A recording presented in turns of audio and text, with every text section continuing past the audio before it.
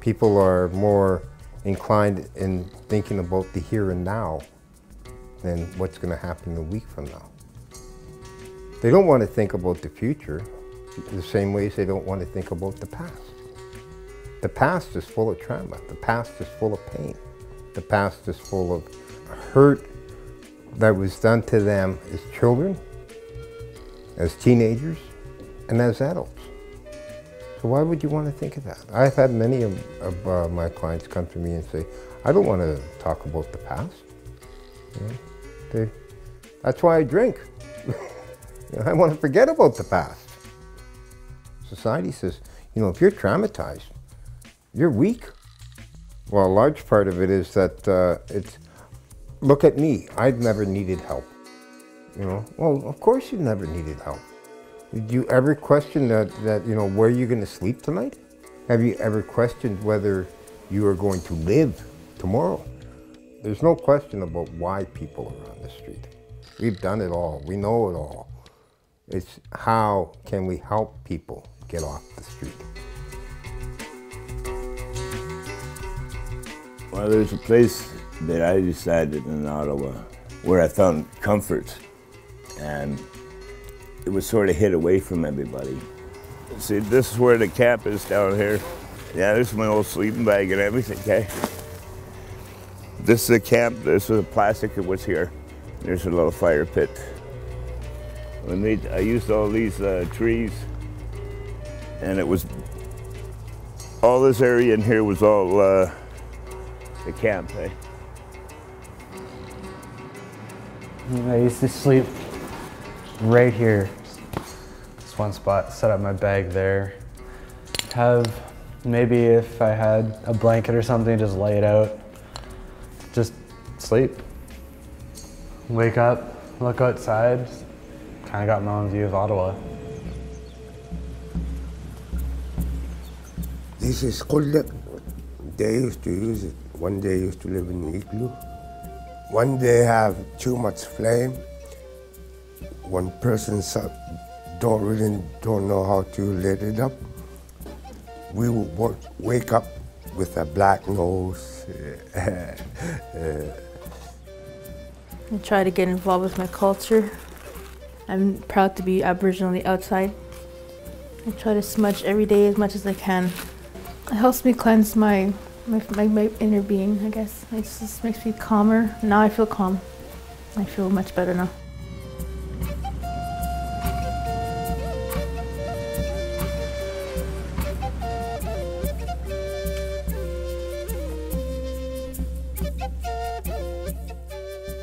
My name is Russ Kelvin.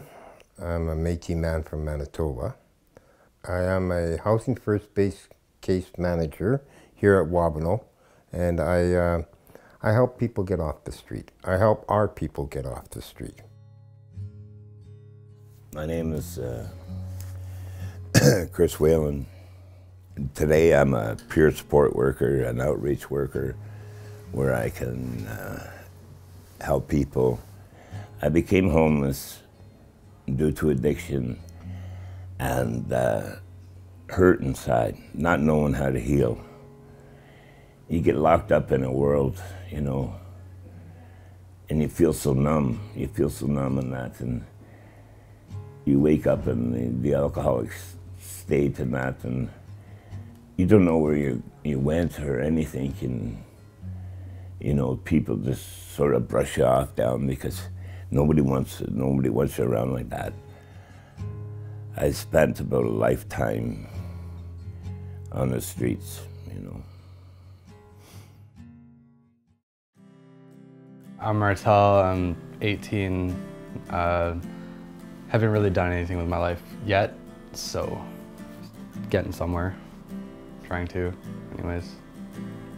I was originally born in Bemidji, Minnesota, USA, and lived on a reserve all up until I was about maybe 6, and then moved to Kenora. Since then, just been kind of bouncing around from place to place. In all reality, I kind of don't look at it as like what race I am. I don't really follow any culture in general. I just kind of go along with anything at some point. So I ended up in Ottawa because I ended up leaving from Quinte West area. It's by Toronto. And I ended up being out there in a group home because I had nowhere else to go. So since then I got bounced around to another group home, Mary Homes, that kicked me out a few weeks after I turned 18, and ended up being homeless then, so. Hello, my name is Kelvin Kwasa. I'm from Igloolik, Nunavut. 4.5 years ago, I moved here. It's kind of hard trying to live here first time. The most thing I miss is my children's and hunting. I lived in Igloolik most of my life. Went to Cape Breton, Nova Scotia for maritime drilling school, Morrisburg for heavy equipment. And I went to pre-trade math and science, Arctic College, toys. But I'm dropped out from high school. Yeah, I moved here to see a different life. Yeah. I wasn't good with my family. I decided to move on, and I didn't want to scare my family anymore. And yeah, that's why I moved to Ottawa. My name is Pamela Taylor. I am 38 years old. I came from Hornpian, Ontario. My mom, she was the FSW up there. And then she was chief for 4 years. She tried to teach me about my culture back home, but we weren't really into it. I don't know, because my dad, he was a residential school survivor. Yeah, my dad was in there. So yeah, my dad wasn't a very affectionate person. My parents passed away when I was 15. Everything just changed, like just switched. One day, man, you had everything, and the next day you got nothing. So it was really hard to take in all of everything and how to process my feelings, and I just lashed out on everybody. I was just angry. I just want to make everybody feel how I felt. You know, I was like robbed from my parents. You know, so it was really hard. I believe very strongly in the philosophy of housing first. Is let's house them first, then let's see them grow. People grow. People grow very well, you know, in housing first. Like I said, I've seen some phenomenal success stories, but I've seen some heartbreaking stories. You know, I've seen some real heartbreaking stories. I've had 3 of my clients die last year. I expect at least 2 to 3 to die this year. I'm hoping just 2 to 3 die. You know, not 5 to 6. It's very hard for our population to be living on the street. It's physically, mentally, spiritually. For people who are living on the street, they don't all stay in shelters. A lot of people live outside, like Chris. He doesn't like shelters. And they can survive because they know where to eat and they know how to stay alive on the street. Then there's the people who are couch surfing. They don't want to live in the shelter because, you know, it's dirty. There's people with addiction problems there, and if they have problems with their addictions, they're just going to be pulled right in. They're going to start drinking and doing drugs. We have people who can't stay in shelters because of their mental illness is so bad that they get kicked out of shelters. These people are the ones that we really need to help. They're the forgotten people.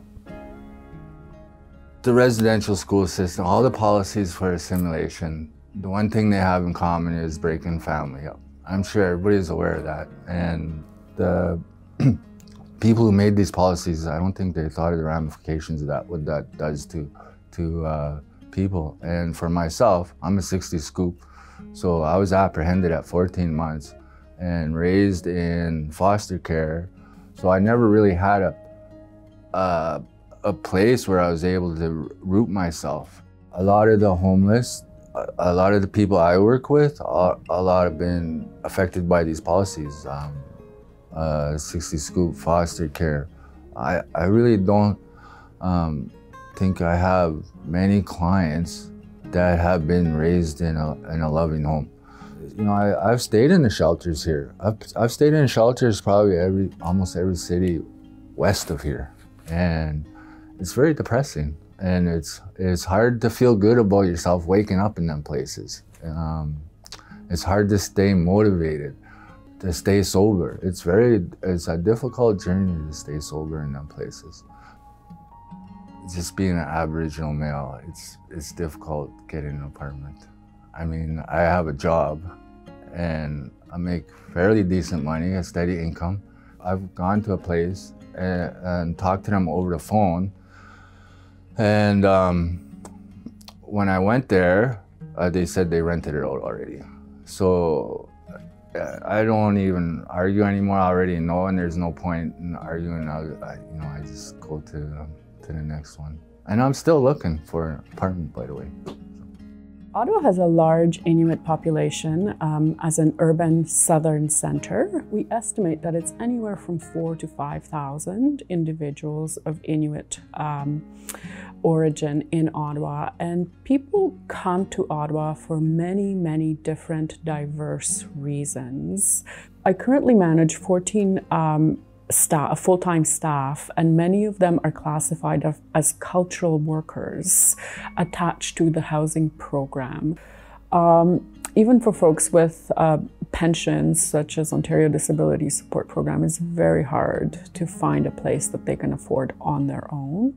A lot of history of our Inuit history, there's not, it's not all good news, of course. We all know about residential schools. We all know about forced relocation, dog team slaughters, and TB patients that were sent down here, who did not, a lot of them did not return home. We have a lot of these challenges and issues that our urban Inuit community is still working on. And so we have to understand that especially our elderly clients need these things to be resolved. A lot of us, we need healing, and it's still something we're working on a lot.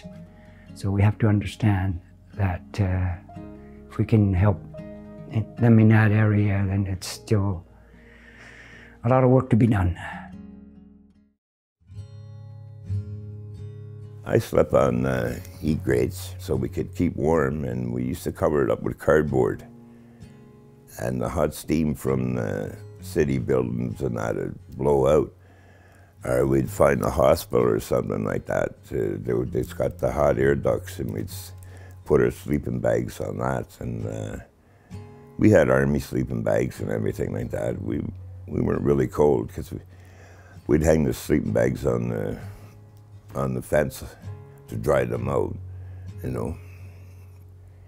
Well, when I came back to the culture, I felt a part of me that was taken away from me from not living, you know, the way I should, the way I see things, the way people for thousands of years is done with the culture. Because when I was hurt and tore up inside, they were the people reaching out to me to help me, you know, because they were so hurt too. It helped me to grab a hold, and to visualize again, to see, to pick up my art, things that were given to me as gifts, you know, but I never knew how to reach out to them. And I find things today are a lot different now. The alcohol seems to just be taken away from me, you know. I don't want to drink, you know, because I see all the hurt it caused, you know. One of my last 2 weeks there, actually, one of those days I ended up fighting with one of the staff because I was trying to take one of the group home bikes so I could bike all the way down to Wabno to make one of my appointments, and they wouldn't even let me go to my own appointment. I didn't really have any training on what I was supposed to be doing, like looking for an apartment or paying taxes or anything.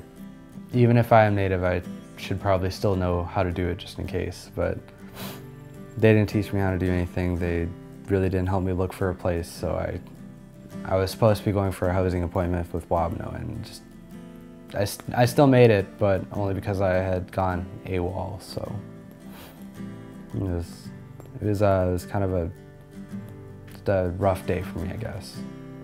The first day they told me I was leaving, I was actually sitting on the couch, and the supervisor of the house actually came to me and addressed me, said that I was moving out within a week or 2 weeks. They didn't even know.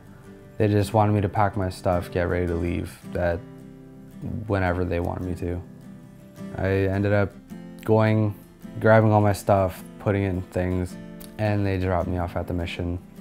At that moment, I was thinking, well, it's complete bullshit that I'm sitting out here by myself, knowing no one in Ottawa besides Wabno, and there's nowhere else I can go.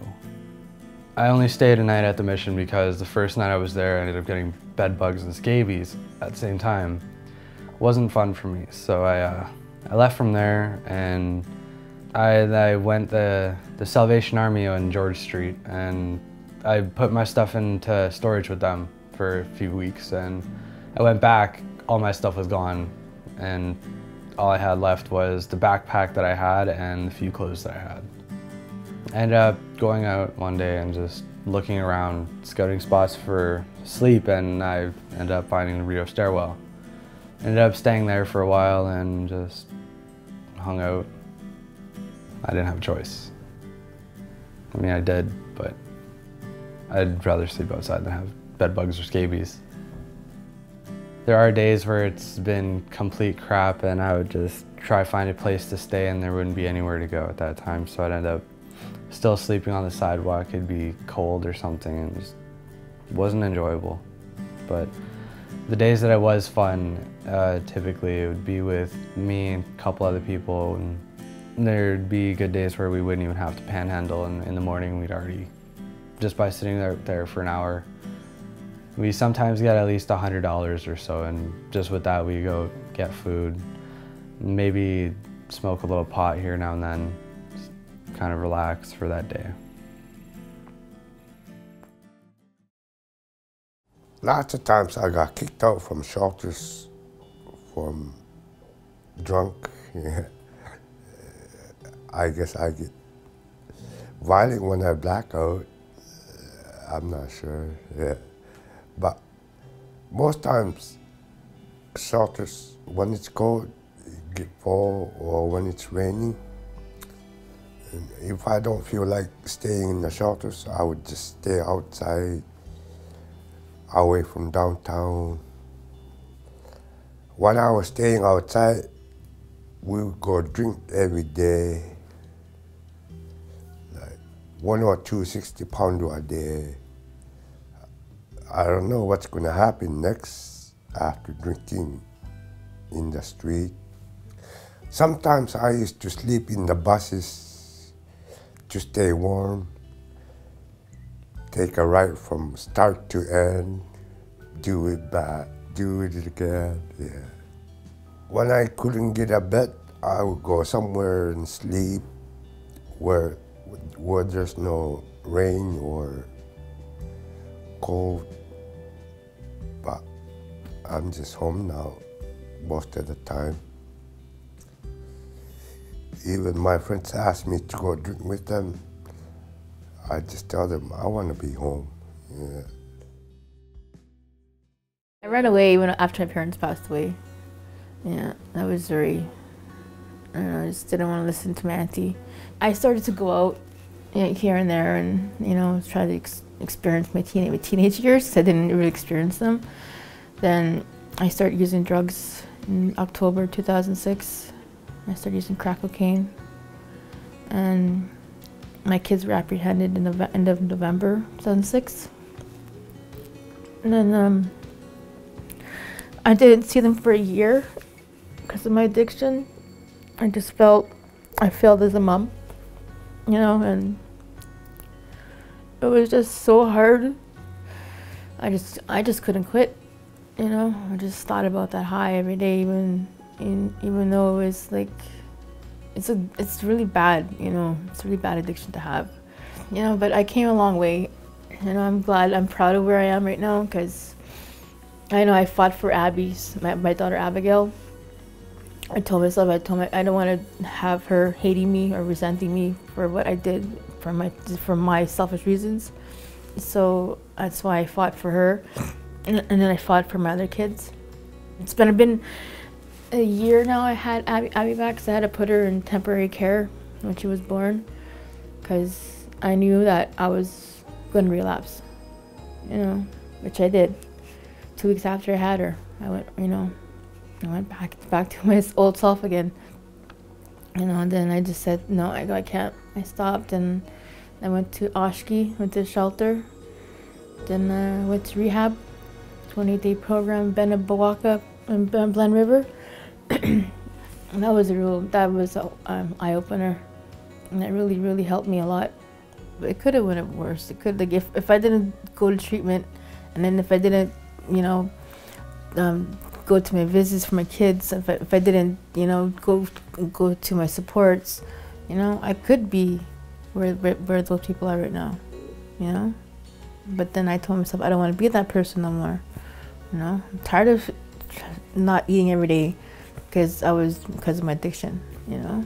Tired of not being able to have clean clothes because of my addiction, you know. So I went the other way. I went to go see my supports. I went to Oshki. I went to, you know, to my visits for my daughter. I went to treatment, you know. And I'm here now because of my actions I did, you know. I did got help, you know. I could have seen myself on the street when I had Abigail, you know, because I was jumping from couch to couch when I was pregnant. It's not a good thing to feel or anything, or to have or to see, but you know. But I'm glad I did reach out, and I did got the help that I have right now. The housing system in the city of Ottawa is particularly complex, and particularly newly arrived individuals down south struggle and rely, there's high use of emergency services, high use of emergency rooms, of police. People come here through many different channels. And folks, particularly leaving incarceration, are discharged as part of their discharge plan into the shelter system. Our correctional system is not very good at managing folks outside of their walls, so to speak. Also, I can't stress this point enough. The levels of economic instability are very high. When I say economic instability, I really mean pervasive poverty. The average one bedroom in Ottawa currently probably rents for about $1,100 a month. The shelter portion of an Ontario Works check in Ontario currently is $380 for a single individual. That equation really does not add up. So there are many Inuit families who are extremely vulnerable, who are waiting in the motel system. The city improved the amount of rental subsidy up to $500 for people that meet qualifying criteria for such rental supplements. Many of our individuals struggle to meet said criteria. So the number one criteria that we are struggling with currently in order to access rent supplements in the Housing First program, which obviously is designed to serve our most vulnerable in the community, is the fact that they need to be on the social housing registry. So they need to have an active file and an application with the Social Housing Registry in order to qualify for this money from the HPS funds that the city offers. And for that, they can't have any arrears with any social housing providers. They have to have ID and they have to have a source of income. So many of our clients are not at that point in their southern journey. So we start from the beginning. Our team focuses on getting people ID, as well as getting people's arrears in payment agreements so that they can access the social housing registry, so they can access additional supports. Like for me, the most frustrating aspect is treatment, the waits to get into treatment. In the city here, the detox, it only holds so many people. And, you know, with addictions, when a person hits bottom, that's when you got to get them into detox, or that's when they have to decide to get into detox. And if there's no bed, well, they're just on to their next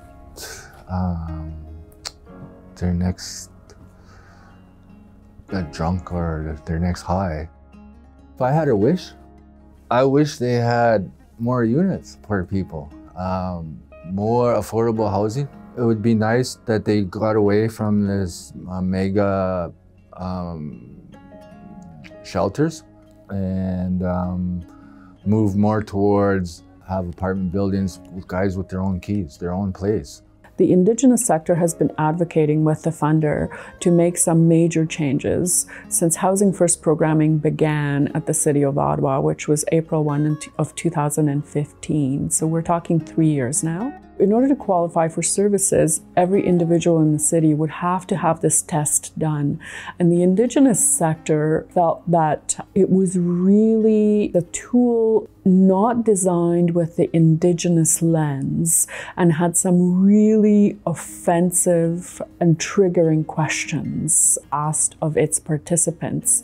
And unfortunately, as the program was rolling out in 2015, it was required. So unless you did this very intrusive questionnaire and provided as much relevant information, you couldn't partake in Housing First programming. So recently, the city has allowed us not to use the SPDAT test for Indigenous folks in order to qualify to access service in Housing First framework. So we're very grateful for that because as a community, we know and we can assess quite well who needs intensive service.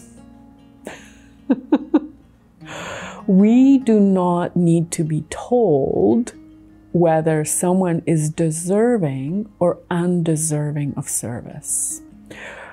Now, having said this, we fully realize that many people are living in poverty and need the $500 rent supplement.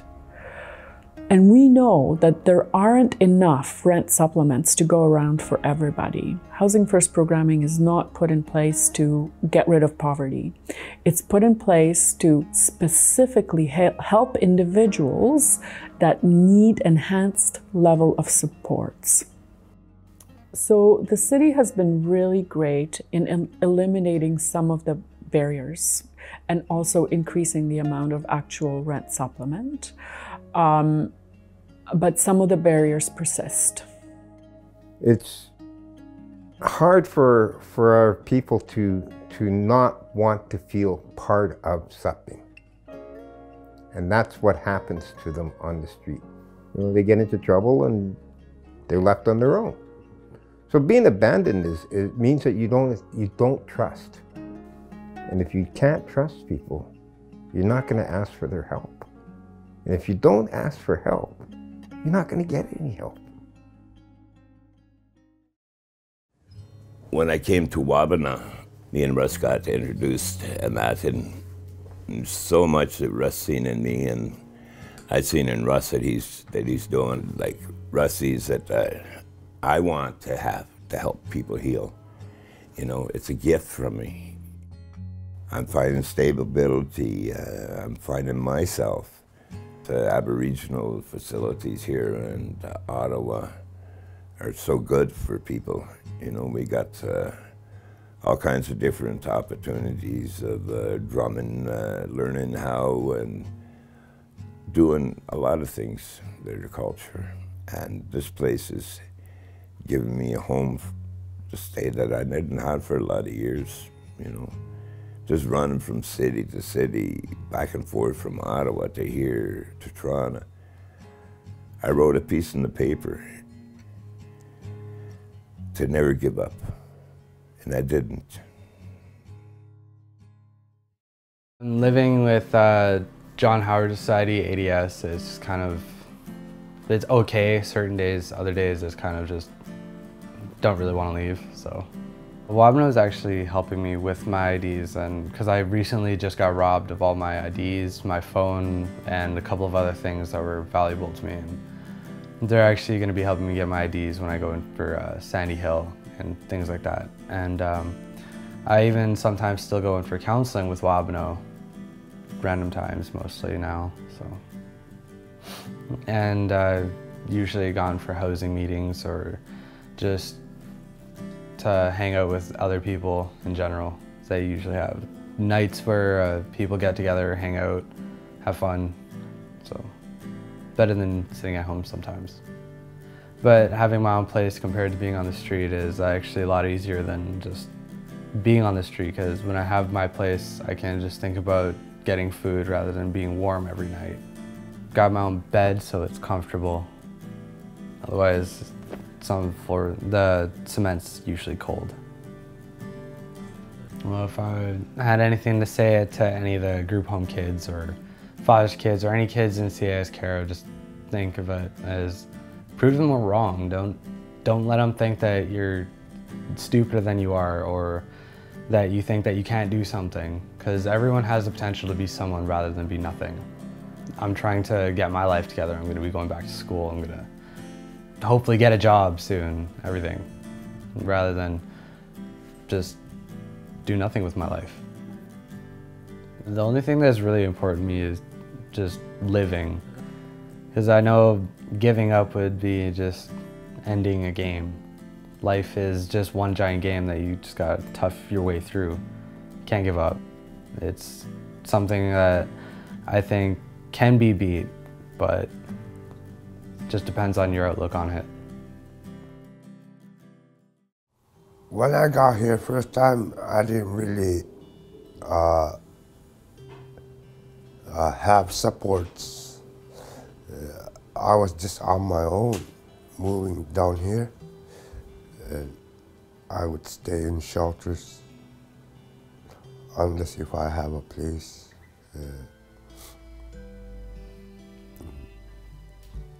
Yeah, at first it was scary trying to be at the shelters because you're sleeping with strangers. You're in a dorm with strangers. TI is Tungvasikubinga Inuit. They have lots of resources like women's group, men's group, youth group. They do a community feast.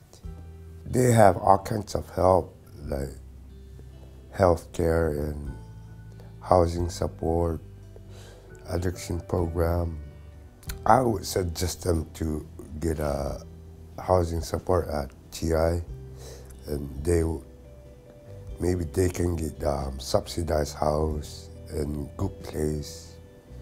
TI, they look for good places instead of just Ottawa rooms. Yeah. Kelvin is always showing up. He always likes to come to our TI programs, and he's someone who's very, he's always pleasant to talk to, you know. It's good to see Kelvin going along, and I think Kelvin is one of our clients who can go a long way because he's such a pleasant guy to work with. I think he's going to do good if he can just, you know, do what he can do. You know, we just encourage him along, present him what we have that he can access, and he can hopefully maintain his housing and get some work sometime in the near future that I'm sure he can get into. I like to see most homeless people get help, not just inmates, individuals. Yeah. I hope for the future I want to go back to school. Further my education. Just want to, I'm slowly getting Abby into daycare with McConsack, Aboriginal Head Start. Yeah, I want to get her in there. Yeah, and she likes to smudge too. She's a smudging girl. She was hands up in the air. So cute. Yeah, so it feels like I'm human again. I'm a mom. I'm a very strong Native woman. I'm proud to finally have a solid roof over my head for me and my daughter Abby. And I can have people here and not be ashamed of having nothing, because I have stuff now. I'm finally making this house a home. It's good. It's good. And I finally going to stay here and raise my kid and raise, still grow as a woman, still grow as a mother, and just be proud of, like, I have something nice, and this is a nice apartment. And I don't want to lose it. It's nice, and I got myself in here through Oshki, and I don't want to raise my kids anywhere else but here. I love it here. Even though it's like when you had your hard days and you just want to give up and just go to sleep, just roll over and get up and go. Just go do it. Reach out for those your supports and the resources. They're out there. Just gotta find them. You just gotta do the work and walk and go there, and and just be patient. It took almost 2 years to finally get where I am. And it's gonna get better. You just make sure you keep contact with your supports and the good people around you, and stay positive and smudge every day. That's it. Our culture is based on healing and prayer. Our greatest gift is love. The strongest medicine that we have is love. We learn our love from our parents and our siblings. And if we haven't learned that, it's really hard to connect with what the culture is based on. The culture is based on love, kindness, respect. These things are words to people, but in the culture, it's a way of life.